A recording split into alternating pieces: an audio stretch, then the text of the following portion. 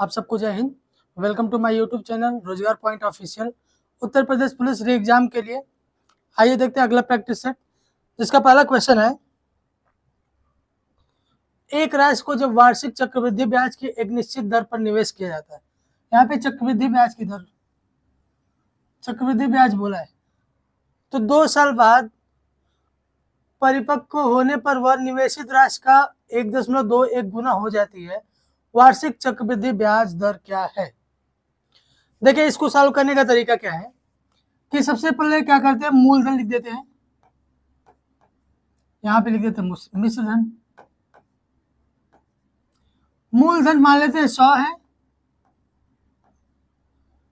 तो मिश्र धन क्या हो जाता है 2 वर्ष के बाद, 2 साल के बाद जो है इसका इतना गुना हो जाता है, यानी कि 121 हो गया।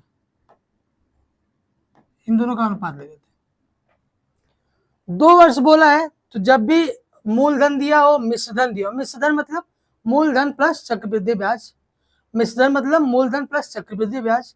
2 साल का दिया है, जब मूलधन मालूम हो मिश्रधन मालूम हो तो हमको इसका इंटरेस्ट निकालना हो,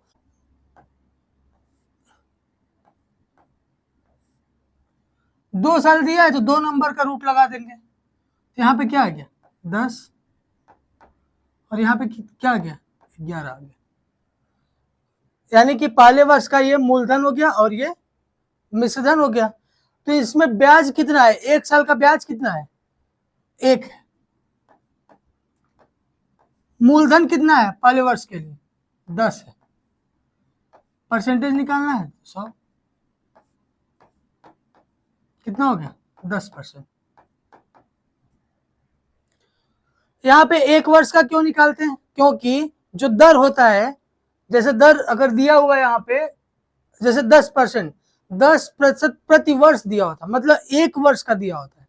इसी वजह से 1 साल का मूलधन क्या होगा, ये 10 मिश्रधन 11 होगा।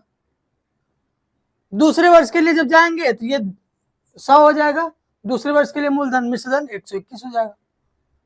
तो जब भी हम लोग ब्याज निकालना होगा, अब वर्ष दिया होगा, अगर यहाँ पे 3 वर्ष दिया होता तो 3 नंबर का रूट लगता, अगर 4 वर्ष का दिया होता तो 4 नंबर का रूट लगता, 2 वर्ष का दिया इसी वर्ष 2 नंबर का रूट लगा के पहले वर्ष के लिए मूलधन 10 हो गया, मिश्रधन कितना हो गया 11 हो गया। तो हमको क्या ज्ञात करना है, चक्रवृद्धि ब्याज की दर। चक्रवृद्धि ब्याज की दर 1 साल की होती है, प्रति वर्ष की होती है, इसी वजह से 1 साल का ब्याज ज्ञात करेंगे। नीचे क्या होगा, मूलधन होगा इंटू 100 कर देंगे, 10% आ गया। अगला क्वेश्चन,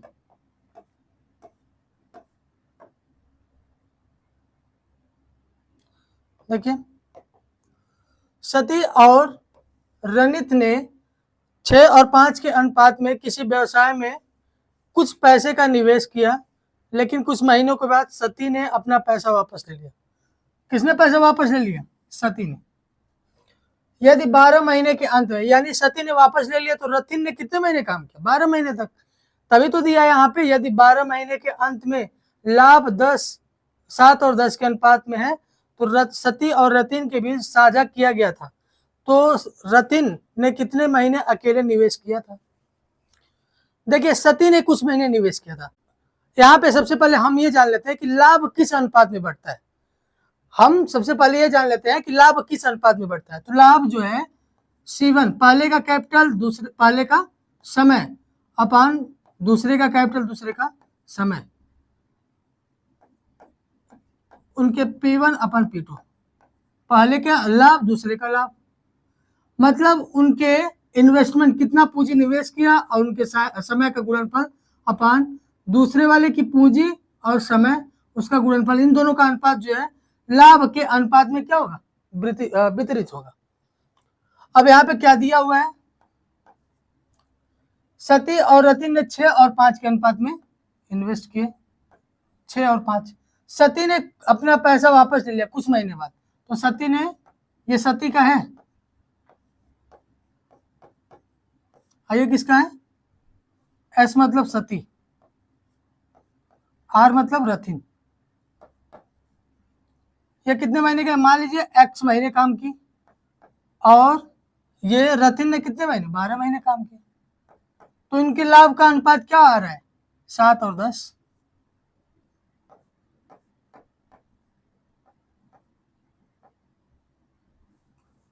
7 और 10 आ रहा है, कितनी बार में जाएगा? 2 बार में। ये कितनी बार में? 6 बार में। यही तो हुआ, 6 से 6 कैंसिल, x की वैल्यू कितनी हो गई? 7।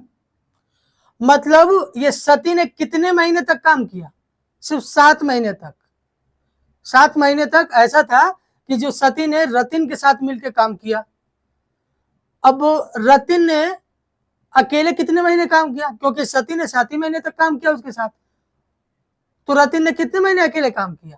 5 महीना। 12 में से क्या घटा देंगे? 7 घटा देंगे, 5 ही महीना तो होगा, क्योंकि सती ने सिर्फ 7 महीना काम किया और टोटल काम कितने महीने तक चला है? 12 महीने तक। तो रतिन ने कितने महीने अलग मतलब अकेले काम किया? 12 में से 7 घटा देंगे, कितना बचा? 5। 5 आंसर हो जाएगा। अगला क्वेश्चन देखते हैं।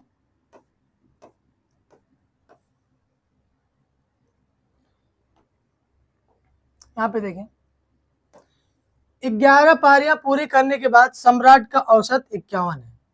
कितनी पारियां? 11 पारियों में औसत कितना है? 51 है।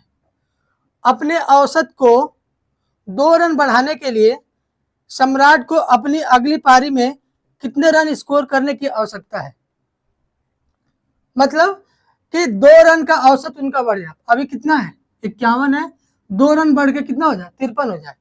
कितनी पारी में? 12वीं पारी में। मतलब 12 पारी तक जो है उसका औसत कितना हो जाना चाहिए? 53 हो जाना चाहिए। देखिए 11वीं पारी तक, 11 पारी तक कितना औसत? 51 है। कह रहा है कि अगली पारी में यानी 12वीं पारी में कितना रन बनाए कि उसका औसत कितना हो जाए? 53 हो जाए, मतलब 2 से बढ़ जाए। औसत कितने का बढ़ रहा है? 2 बढ़ रहा है।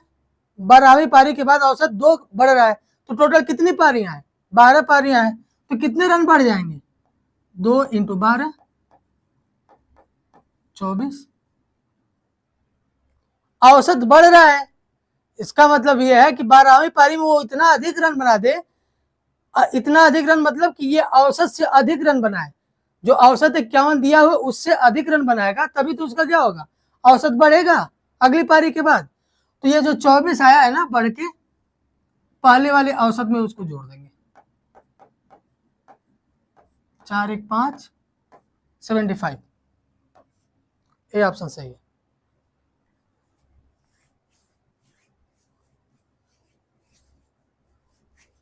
अगर यहाँ घटने की बात करता 2 रन से, तो 12 पारी में कितना, एक मतलब औसत में अगर 2 रन घट रहा है तो 12 पारी में कितना घटेगा? 12 दूना 24, तो 51 में से 24 घटा देते, 27 बच जाता। अगला,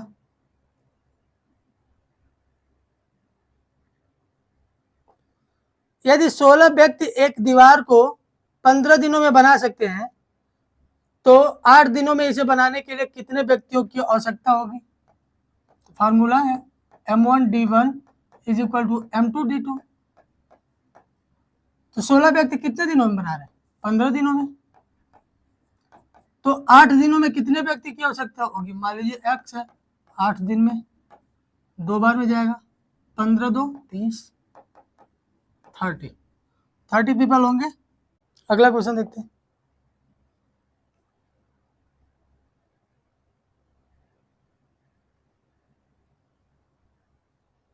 देखिए, 2 ट्रेनें ए और बी वे 2 स्टेशनों x और y के एक साथ यात्रा शुरू करती हैं। 2 ट्रेनें हैं, ये x y स्टेशन है, x स्टेशन और y स्टेशन है। ट्रेनें ए और बी है, वे 2 स्टेशनों x और y के साथ एक साथ यात्रा शुरू करती है। एक ट्रेन ए इधर से जाती है, दूसरी ट्रेन बी इधर से आती है, यात्रा शुरू करती है, जो कि एक दूसरे से 600 किलोमीटर दूर है और स्टेशन x से 225 किलोमीटर दूरी पर एक दूसरे को पार करती है। यहां से कितनी दूरी पर? 225। टोटल कितना डिस्टेंस है? टोटल डिस्टेंस यहाँ पे दिया हुआ है 600 किलोमीटर है, तो ये कितना बचा? 375। मतलब स्टेशन x से कहाँ मिलती है लोग? स्टेशन एक्स से 225 किलोमीटर पे मिलती है। मतलब एक साथ चली लोग और दोनों ट्रेन आके यहाँ पे पी पॉइंट पे ये पहली ट्रेन यानी ए और दूसरी ट्रेन ए एक ही समय पे आके कहाँ पे मिली, पी पॉइंट पे मिली। मतलब समय समान है, यहाँ से यहाँ तक जाने में ए को जितना समय लगा वहां से यहाँ तक आने में बी को जितना समय लगा, दोनों समान है, एक दूसरे को पार करते हैं। यदि ट्रेन बी को यात्रा पूरी करने में 8 घंटे लगे, ट्रेन बी को यात्रा पूरी करने में मतलब ट्रेन बी वाई से एक्स तक कितने समय में आया, 8 घंटे में आया, तो उसका चाल हम ज्ञात कर सकते हैं, बिल्कुल ज्ञात कर सकते हैं। तो वी बी तो चाल इक्वल टू दूरी कितना है टोटल 600 है, समय कितना दिया हुआ 8, 75 किलोमीटर प्रति घंटा, 75 किलोमीटर पर आवर। अब यहाँ पे देखिए क्या कर रहा है कि एक्स से ए भी चला, वाई से बी भी चला, एक ही समय पे, मतलब जितना समय ए लिया उतना ही समय बी लिया, और वो आके पी बिंदु पर मिलते हैं। तो ए कितना दूरी तय किया 225, अब बी कितना दूरी तय किया 375। समय यानी कि क्या है यहाँ पे नोट करने के लिए, समान समय में जब समय समान हो, ऐसे लिखें, जब समय समान हो,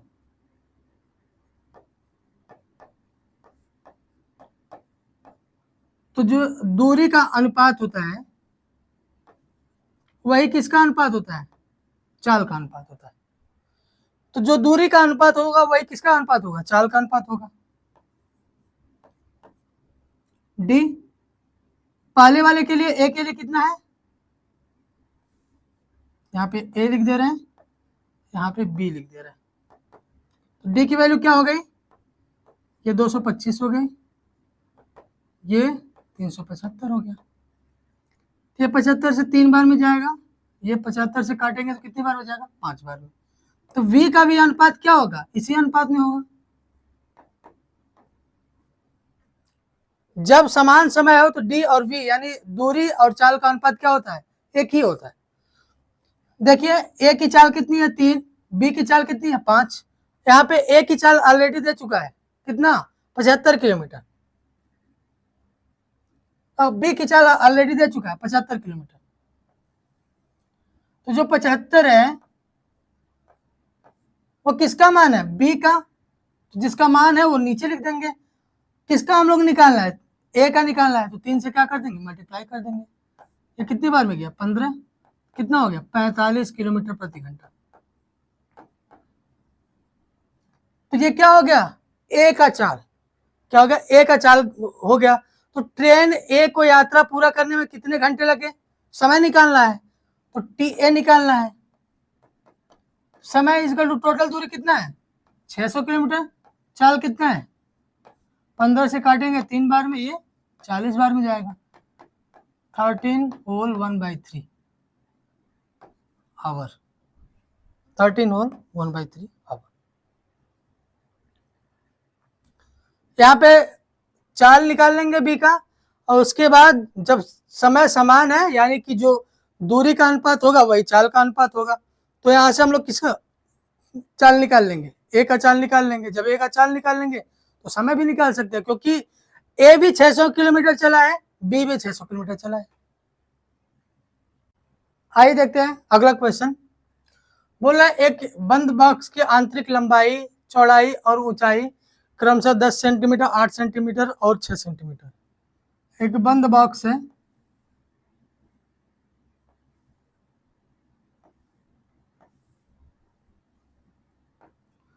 लंबाई, चौड़ाई, ऊंचाई इसका दिया होगा।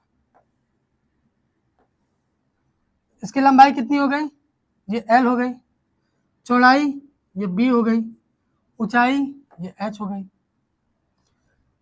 इसके जो है आंतरिक भाग का क्षेत्रफल जो है, मतलब इस बॉक्स के पूरे अंदर के भाग का क्षेत्रफल कितना हो गया, हम उसको ज्ञात करने के लिए क्या फार्मूला है, 2 ब्रैकेट में LB plus BH plus HL। इस बॉक्स के पूरे बॉक्स के अंदर का क्षेत्रफल हम इससे ज्ञात कर सकते हैं। 2L की वैल्यू कितनी दी हुई है 10, एल बी मतलब 10 और 80 हो जाएगा। बी एच मतलब 48 हो जाएगा। एच एल 6 और 10 60 हो जाएगा। यहाँ पे इस फॉर्मूले में रखेंगे तो इसका मान कितना आएगा 366 सेंटीमीटर स्क्वायर, मतलब इस बॉक्स के अंदर के भाग का क्षेत्रफल। ये यही बाहर के अब दे रहा है क्या, बॉक्स की बाहरी सतह का कुल क्षेत्रफल 592 सेंटीमीटर है, बॉक्स के बाहरी सतह का क्षेत्रफल। यहाँ पे बाहरी सतह इसलिए दिया हुआ है क्योंकि दिया हुआ यदि बॉक्स की दीवारें एक समान मोटाई x सेंटीमीटर की है, मतलब लंबाई भी 1 सेंटीमीटर मोटा है, वो ज्यादा है प्रत्येक सतह में, और चौड़ाई भी और ऊंचाई भी। लंबाई में जैसे यहाँ पे दिया हुआ प्रत्येक सतह 1 सेंटीमीटर क्या है मोटी है, जैसे ये लंबाई है तो लंबाई भी क्या हो गया 1 सेंटीमीटर यहाँ पे बढ़ गया। थोड़ा बड़ा दिखा देते हैं, ऐसे बढ़ेगा। ये कितना है L है तो लंबाई यहाँ से यहाँ भी तो बढ़ेगा, ये x बढ़ा, इधर भी कितना बढ़ेगा x इधर बढ़ेगा, तो लंबाई कितना हो गया L प्लस 2x हो गया। चौड़ाई भी क्या है यहाँ से यहाँ तक भी दिया हुआ है, इधर भी तो चौड़ाई बढ़ेगा, कितना x बढ़ेगा, और फिर यहाँ पे जब चौड़ाई बढ़ेगा तो इधर भी कितना बढ़ रहा है x बढ़ रहा है, तो चौड़ाई भी कितना हो गया b प्लस 2x हो गया। इसी प्रकार ऊंचाई भी कितना हो जाएगा, ऊंचाई के लिए ये x हो गया, और फिर यहाँ पे जब जाएंगे तो यहाँ भी क्या हो जाएगा x हो जाएगा, ऊंचाई भी h प्लस 2x हो जाएगा। तो इसी वजह से बाहरी सतह का कुल क्षेत्रफल कितना दिया हुआ 592 दिया हुआ, तो यह आंतरिक सतह का क्षेत्रफल निकल गया कितना 376। यह आंतरिक सतह का है, किसका है आंतरिक सतह। बाहरी सतह का हम लोग को निकालना है, तो बाहरी सतह का क्षेत्रफल कैसे निकालेंगे,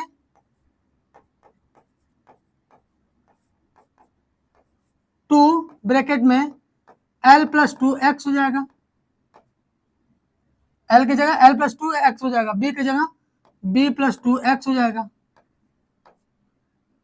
plus B into H, B की जगह B प्लस 2x हो गया, ये थोड़ा लंबा है, H की जगह H प्लस 2x हो गया, H प्लस 2x, L की जगह L प्लस 2x हो गया। अब यहाँ पे वैल्यू रखेंगे, जिसका मान कितना दिया हुआ 592। जब यहाँ पे सब मान रखेंगे तो आएगा आपका 12x square plus 96x minus 108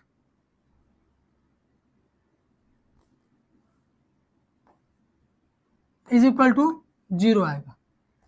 जब यहाँ पे वैल्यू रखेंगे, ये सॉल्व कर लीजिएगा, अब यहाँ सॉल्व कराएंगे बहुत ज़्यादा लेंथी हो जाएगा, तो यहाँ पे जब सॉल्व करेंगे आप x square plus 96x minus,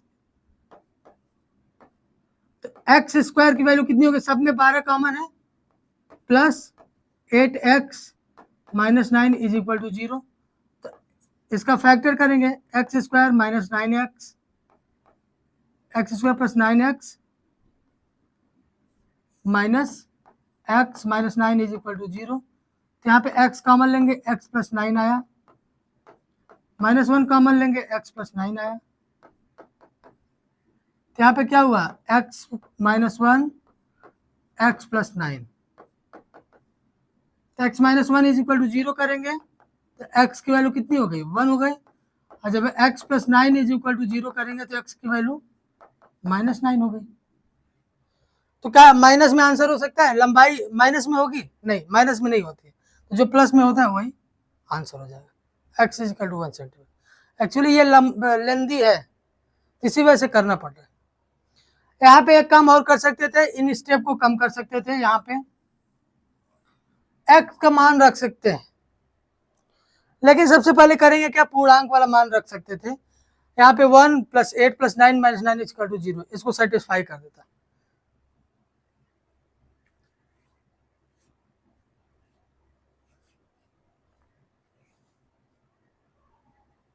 आइए देखते हैं अगला क्वेश्चन। दिया है 7 विशेषज्ञ और 5 प्रशिक्षु किसी कार्य को 9 दिन में पूरा कर सकते हैं, जबकि 4 विशेषज्ञ और 15 प्रशिक्षु इसे 12 दिनों में पूरा कर सकते हैं। 5 विशेषज्ञ और 6 प्रशिक्षु इसी कार्य को कितने दिन में पूरा कर लेंगे। तो हम लोग बेसिक से करेंगे तो काफी टाइम आ जाएगा, क्योंकि हम लोग फार्मूला यही तो लगाएंगे, m1 d1 = m2 d2। दिया है 7 विशेषज्ञ, विशेषज्ञ को हम लोग x मान लें, प्रशिक्षु को हम लोग क्या मान लें, y मान लें। हम लोग देखिए कैसे आसान इसको करेंगे, क्योंकि ये इसी फार्मूले पे ही लगना है। हम लोग आसान कैसे करेंगे, 7 विशेषज्ञ कितने दिन में करते हैं, 9 दिनों में। तो 7 और 9 को मल्टीप्लाई करो, कितना हो गया, 63। विशेषज्ञ को क्या माने, x माने। इसमें से घटा देंगे किसको, विशेषज्ञ वाले को। 4 विशेषज्ञ कितने दिन में करते हैं, 12 दिन में। 12 × 4 = 48, 48x हो गया। अब क्या करेंगे, अभी तक तो ऊपर वाले में से नीचे वाले को घटाएं, अब जो है बाद वाले में से, मतलब नीचे वाले में से ऊपर वाले को घटाएंगे। कितना हो गया, 15 प्रशिक्षु 12 दिन में करते हैं, 15 और 12 का मल्टीप्लाई करेंगे 180 y हो गया, क्योंकि प्रशिक्षु को क्या माने, y माने। इसमें से घटाएंगे किसको, 5 प्रशिक्षु कितने दिन में करते हैं, 9 दिन में। तो 5 और 9 का मल्टीप्लाई करें, कितना होगा, 45y। इन दोनों को हटाएंगे, कितना आएगा, 15yx। ये कितना आएगा, 135y। x अपन y की वैल्यू क्या हो गई, 15 से कैंसिल होगा 9, यानी 9। ठीक, ये जो x अपन y आया ना, x मतलब विशेषज्ञ, y मतलब प्रशिक्षु, ये उनके क्षमता का अनुपात है। जब भी ऐसा दे तो ये क्या क्या कहलाता है, उनकी क्षमता का अनुपात दिया हुआ है। अब देखिए क्या पूछ रहा है कि 5 विशेषज्ञ और 6 प्रशिक्षु इसी कार्य को कितने दिन में करेंगे। ये भी सेम काम को 7 विशेषज्ञ और 5 प्रशिक्षु कर रहे हैं, और उसी सेम काम को 4 विशेषज्ञ और 15 प्रशिक्षु कर रहे हैं। तो देख लेते हैं इसको, 5 विशेषज्ञ की जगह हम लोग क्या लिख सकते हैं, 9 लिख सकते हैं, क्योंकि विशेषज्ञ की क्षमता कितनी है, 9, प्लस 6 प्रशिक्षु है, प्रशिक्षु की क्षमता 6 है, इंटू y। ये मिल के मान लीजिए x दिनों में करते हैं, कितने दिन में, x डेज में करते हैं। तो हम दोनों में से अब किसी एक को ले लेंगे, या तो 7 विशेषज्ञ और 5 प्रशिक्षु को ले लें, या फिर 4 विशेषज्ञ 15 प्रशिक्षु को ले लें। आंसर वही आएगा। तो पहले वाले को ले लीजिए, 7 विशेषज्ञ, विशेषज्ञ की क्षमता कितनी है, 9 है, और यहाँ पे कितने हैं, 5 प्रशिक्षु है, प्रशिक्षु की क्षमता कितनी है, 1। ये मिल के काम कितने दिन में कर रहे हैं, 9 दिन में कर रहे हैं। ये कितना हो गया, 9 × 5 = 45, 45 से 51, x = ये कितना हो गया, 63, 63 और 5 = 68। ये कितना हो गया, 9। 17 से देखिए 3 बार में कटेगा, ये कितनी बार में कटेगा, 4 बार में। फिर 3 से 9 कितनी बार में कटेगा, 3 बार में। तो x की वैल्यू कितनी हो गई, 12 डेज। x की वैल्यू कितनी हो गई, 12 दिन। तो ये कैलकुलेशन आपका स्टेप बचाएगा। अदरवाइज आप क्या करेंगे, पहले उसको निकालेंगे, फिर क्या होगा, इसमें वैल्यू पुट करेंगे। आपका 2 ही 3 स्टेप बचे, बच तो रहा है, आपका टाइम तो बचा रहा है कम से कम ये। और ये जब तरीका आप सीख जाएंगे तो इस चैप्टर से जितने भी होंगे सब आप ऐसे ही करेंगे, इतने आसान तरीके से करेंगे, आपका समय भी कम लगेगा।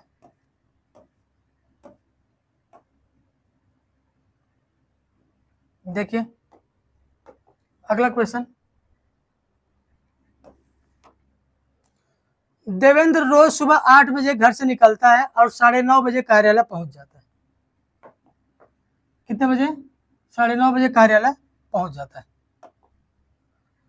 एक दिन उसने अपना घर 8 बजे छोड़ा, लेकिन सामान्य गति से 3/4 गति सामान्य गति से 3/4 गति पर 1/3 दूरी की यात्रा पूरी की।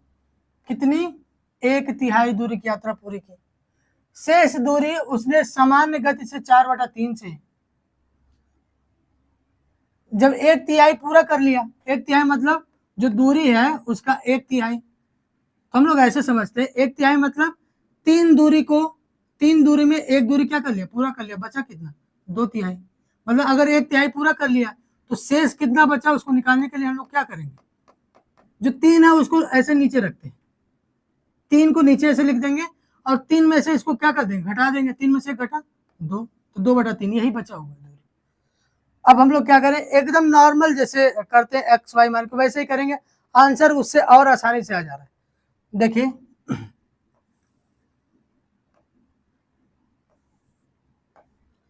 यहाँ पे दिया हुआ है कि जब 8 बजे निकलता और 9:30 बजे वो क्या करता है? पहुंच जाता है। मान लीजिए टोटल दूरी उसकी कितनी है? x। टोटल डिस्टेंस कितना है? x, जिसका 1/3 भाग x/3 हो गया। बचा कितना? 2x/3। यानी कि दूरी टोटल कितना माने? x माने हैं, और चाल कितना माने हैं? v मान लो। तो अगर ये सामान्य चाल v से चलता है तो घर से वो कहाँ पे कार्यालय कितने टाइम में पहुंच जाता है? 8 बजे निकलता तो 9:30 बजे पहुंच जाता, मतलब 1.5 घंटे में पहुंच जाता है। तो समय निकालना है। समय कितना दिया हुआ है? 1.5 घंटा मतलब 3/2। तो समय बराबर दूरी बटा 4, एक्स अपन क्या हो गया? v हो गया। समय बराबर दूरी बटा 4। मान लीजिए x दूरी था और ये चाल v से वो चलता था तो कार्यालय कब पहुंच जाता था? 8 बजे निकलता तो 9:30 बजे पहुंच जाता था। तो समय क्या हो गया? x/v हो गया। x/v जिसकी वैल्यू कितनी दी हुई है? 3/2 दी हुई है। अब क्या कर रहा है? अब ध्यान से सुनिएगा। चाल v है, 1/3 दूरी 3/4 v, यानी कि इस चाल से चलता है 3/4 v से, और फिर 2/3 दूरी कितनी चाल से चलता है? 4/3 यानी 4/3 v से। तो बोल रहे हैं अब देवेंद्र उस दिन कितने बजे कार्यालय पहुंचेगा? तो हम लोग ये याद कर लेते हैं कि इतना 1/3 दूरी तय करने में लगा समय और फिर 2/3 दूरी तय करने में लगा समय। जो दोनों समय को क्या कर देंगे? जोड़ देंगे। तो समय निकालना है, तो समय इज इक्वल टू क्या होगा? इसका समय कितना लगा? समय बराबर दूरी यानी x/3 अपॉन 3v/4 प्लस ये समय कितना कैसे निकालेंगे? 2x/3 दिया हुआ है अपॉन 4v/3 दिया हुआ है। देखिए 3 कहाँ चलाएगा? नीचे, और 4 कहाँ चला जाएगा? ऊपर। तो क्या बचा?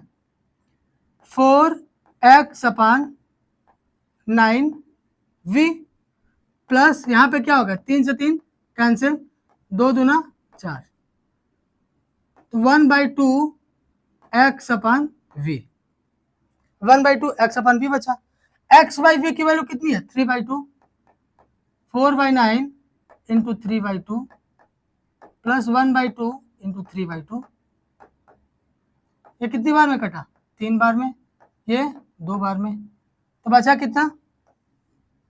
इधर लिखते हैं, ये 2/3 बचा, ये कितना बचा? 3/4 बचा। टी की वैल्यू ये किस में दिया हुआ है? ये भी घंटे में है और ये भी घंटे में। इसको हम लोग मिनट में चेंज कर लेंगे। मिनट में चेंज करने का मतलब, या फिर दोनों का एलसीएम ले लो। एलसीएम कितना हो गया? 12, 3 चौक 12 मतलब 8, 9, यानी 17/12। ये घंटे में दिया, मिनट में चेंज करने के लिए क्या करेंगे? 60, या फिर ऐसे करो 12 से इसमें भाग देंगे, क्या आएगा? 1 सही 5/12। 1 घंटा और ये 5/12 दिया है। 12 को मिनट में चेंज करना है, 60 से क्या करेंगे? मल्टीप्लाई कर देंगे।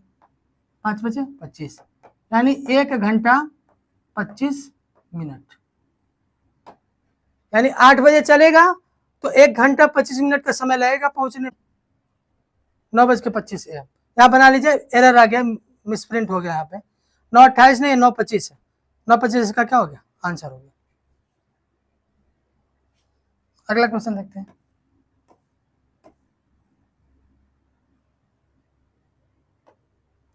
यहाँ पे दिया हुआ निम्न में से कौन सी संख्या अभाज्य संख्या नहीं है। देखिए ये क्वेश्चन, निम्न में से कौन सी संख्या अभाज्य संख्या नहीं है।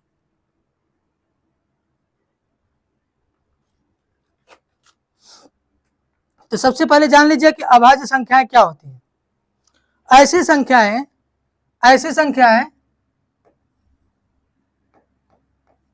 जो एक और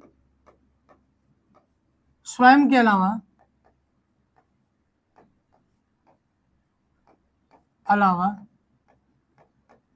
किसी से न कटे, किसी से न कटे, एक और स्वयं के अलावा किसी से न कटे। तो यहाँ पे देखिए 101 जब ऐसे समझ आती है तो ये 11 से भी कटती है,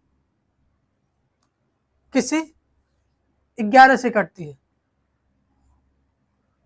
बाकी सब जो है किसी भी संख्या से नहीं कटेंगे, बाकी सब किसी भी संख्या से नहीं कटेंगे। इसको 11 से काटेंगे कितनी बार में, 91 बार में कटेगा। तो ये जो है 11 × 91, ये ऑप्शन सही होगा। ये अभाज्य संख्या नहीं, ये सब क्या है अभाज्य संख्या जो एक और स्वयं के अलावा किसी से नहीं कटेंगे। मतलब ये या तो 1 से कटेगा या तो 1301 से ही कटेगा, ये भी 1 से कटेगा या 1601 से कटेगा, ये 1 से कटेगा या फिर 1901 से कटेगा। अगला क्वेश्चन,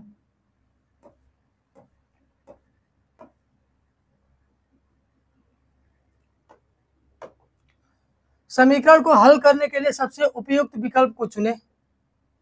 तो सबसे पहले हम जानते हैं ना बॉड मास डिवीजन मल्टीप्लाई एडिशन, उसके बाद सब्ट्रैक्शन। तो सबसे पहले डिवीजन आएगा, तो डिवीजन करेंगे। यहाँ पे देखते हैं 90 में 6 से डिवाइड करें कितना आएगा 15 इंटू ये 24 हो गया, माइनस इससे इसमें डिवाइड करें कितना हो गया 2, ये कितना हो गया 3,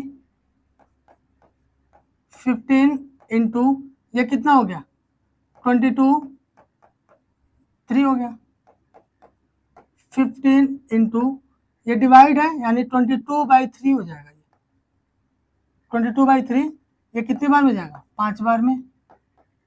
तो 22 का 5 में मल्टीप्लाई करें कितना होगा 110। सी ऑप्शन सही है।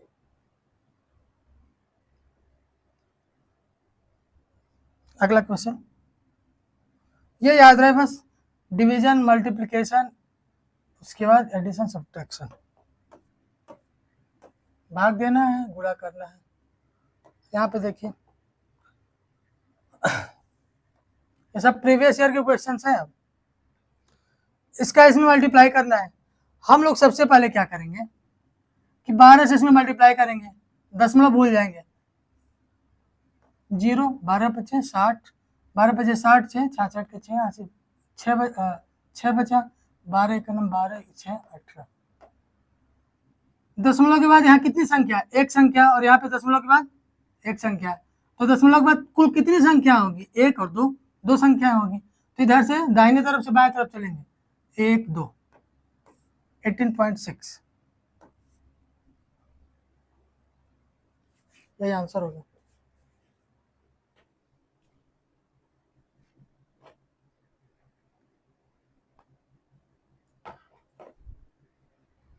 अगला क्वेश्चन,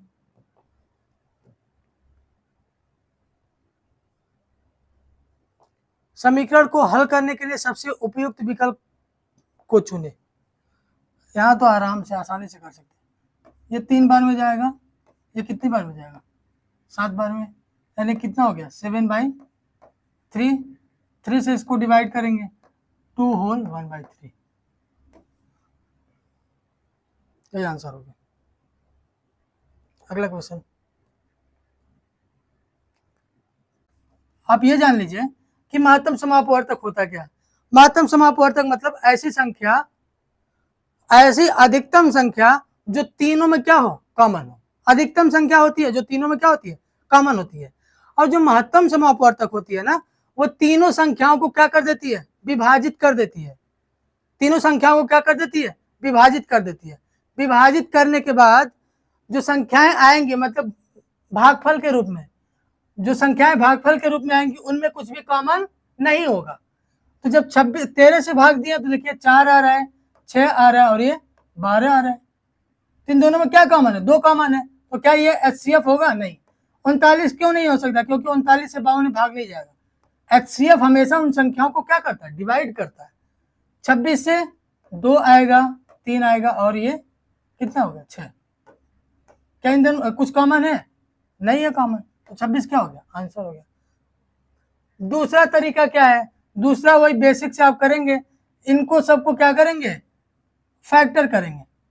52 का फैक्टर करेंगे, 78 का करेंगे, 156 का करेंगे। ठीक है, तो जो समझने वाले रहेंगे, समझदार रहेंगे, वो क्या करेंगे, देखेंगे 13 से ये भी कट जाएगा, ये भी कट जाएगा। 13 इंटू बचा कितना, 4, 13 दूना 26 दूना 52, 13 फिर क्या बचा 6, 13 दूना 26 दिया 78, फिर 13 बचा कितना 12, 13 दूना 26 दूना 52, 52 दिया 156। इन सब में क्या कॉमन है, 13 और 2, यहाँ भी है 13 और 2, यहाँ भी है 13 और 2, यहाँ भी है। क्या 2 इसमें भी है, इसके बाद इसमें नहीं है, 2 इसमें है लेकिन इसमें नहीं है, इसी वजह से 2 भी नहीं कॉमन होगा। 13 दूना 26 इसमें क्या हो जाएगा, कॉमन हो जाएगा, वही इसका क्या हो जाएगा, HCF। अगला क्वेश्चन ऑप्शन से कीजिएगा, सबसे अच्छा रहेगा, समय आपका बचेगा।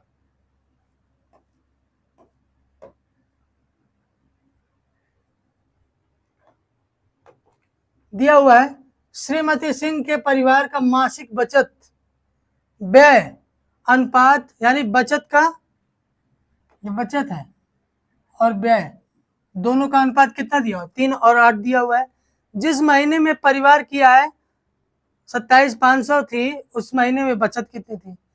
देखिए आय क्या होती है, व्यय प्लस बचत, व्यय प्लस बचत ही तो होती है। तो व्यय और बचत का अनुपात कितना दिया हुआ, 8, और 8 और 3 क्या हो जाएगा, 11, 8 3 11, मतलब वो आय हो गई। तो आय कितना दिया हुआ है, 27,500। ये किसका, 11 का मान कितना हो गया, 27,500। क्या पूछ रहा है, उस महीने में बचत, बचत कितना है, 3 है, तो 3 का मल्टीप्लाई कर देंगे। जिसका मान दिया हो उसको नीचे लिखते हैं, जिसका पूछ रहा है उसको ऊपर लिखते हैं। ये कितनी बार में कटेगा, तो कितना आएगा, 7500।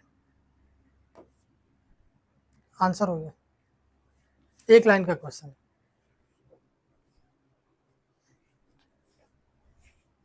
अगला क्वेश्चन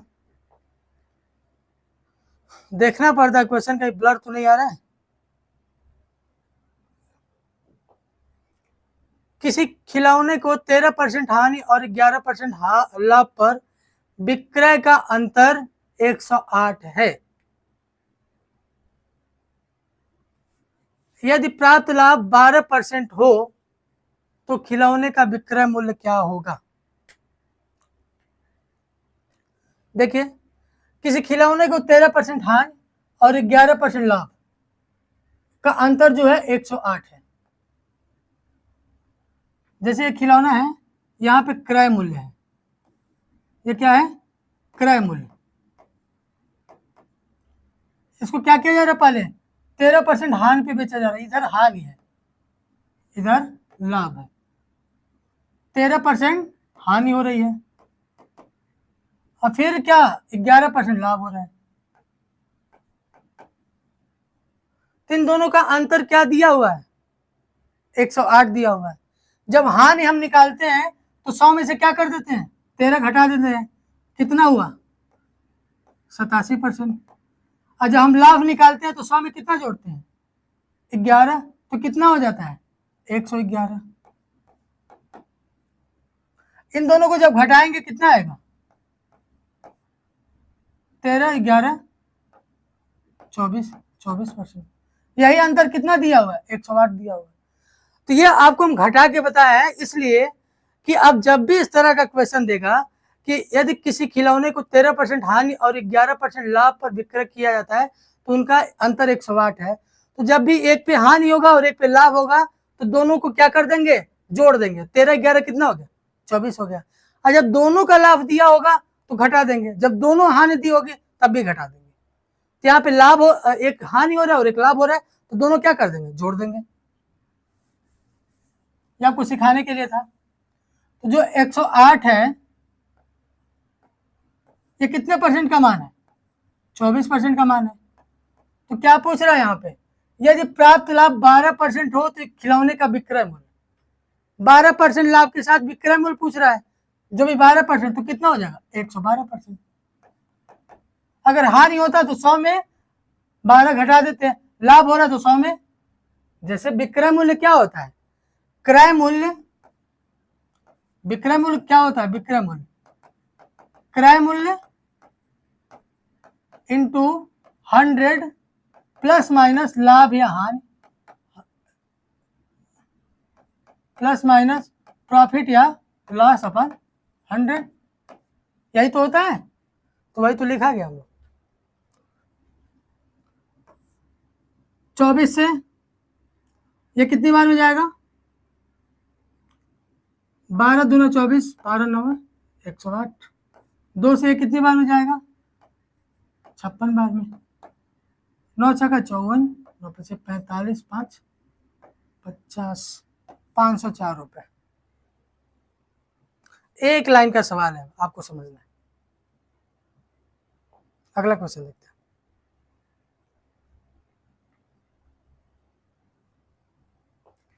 दिया है किसी संख्या का 45% अगर 135 है, वह संख्या क्या है? देखिए, जब भी इस तरह का क्वेश्चन दिया हुआ है, 135 कितने परसेंट का मान है? उस संख्या के 45% का मान है। वो संख्या अपने आप में कितने परसेंट है? 100%। तो 100 का ही 45% दिया हुआ 135 है, तो संख्या ज्ञात करनी है। तो संख्या मतलब 100%। परसेंटेज से परसेंटेज वैसे ही कट जाएगा। ये कितनी बार में जाएगा? 3 बार में। कितना हो गया? 300। Answer B.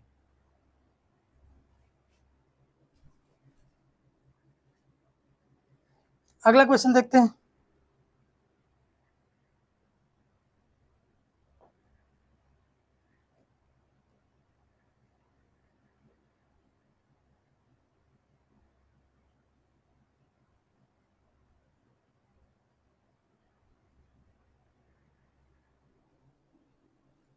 देखिए, दिया है कप का 1 सेंट जब 720 सेट है, ये सेंट नहीं है, 720 की कीमत पर बेचा गया तो 20% का नुकसान हुआ। 5% का लाभ पाने के लिए सेट को किस कीमत पर बेचा जाना चाहिए? जब 720 में बेचा रहा है तो कितने परसेंट का नुकसान हो रहा है? 20%। जो 720 है 20% का नुकसान हो रहा है, यानी कि 20% का नुकसान हो रहा है तो 100 में 20 घटा देंगे, कितना हो गया? 80%। तो 720 कितने परसेंट का मान है? 80% का मान है। तो हम लोग को क्या कर रहे हैं? 5% का लाभ प्राप्त करने के लिए सेट को किस कीमत पर बेचा जाना चाहिए? यह भी विक्रय मूल्य है। विक्रय मूल्य कब है? जब हानि हो रहा है। कितने परसेंट का? 20% का। और ये भी क्या है? विक्रय मूल्य जब क्या हो रहा है? 5% का लाभ हो रहा है। तो लाभ के लिए क्या करेंगे? 100 में 5 जोड़ देंगे, कितना हो गया? 105%।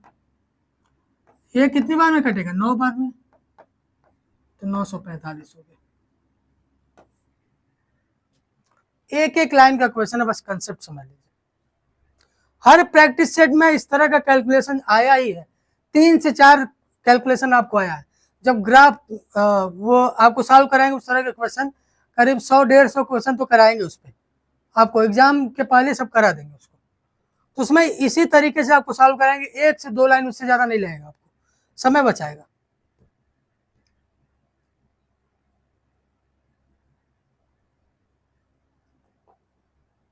देखिए,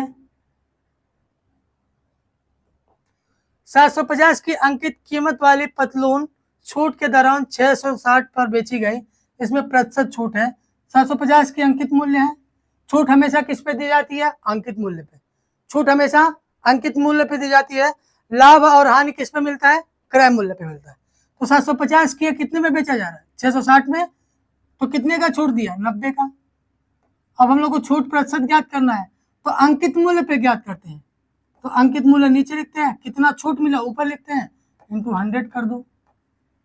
0 से 0 कैंसिल, 25 तिया 75, 2500, 100, 3 में 3, 4 तिया 12। ये ऑप्शन सही है।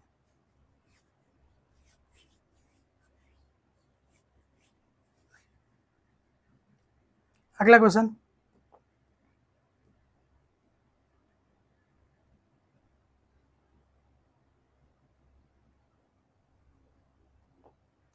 दिया है 8% वार्षिक साधारण ब्याज दर पर 1500 का 4 साल का ब्याज होगा।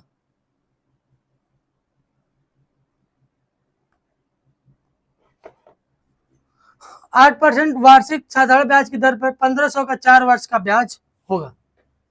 तो हम लोग क्या करते हैं कि सबसे पहले क्या करें कि 4 वर्ष का ब्याज प्रतिशत कितना होगा, साधारण ब्याज प्रतिशत कितना होगा, मतलब ब्याज दर कितना होगा। इसके लिए हम लोग क्या करेंगे, जो समय होता है ब्याज दर में मल्टीप्लाई कर देंगे। तो कितना होगा? 4 में 8, 32%। तो 1500 का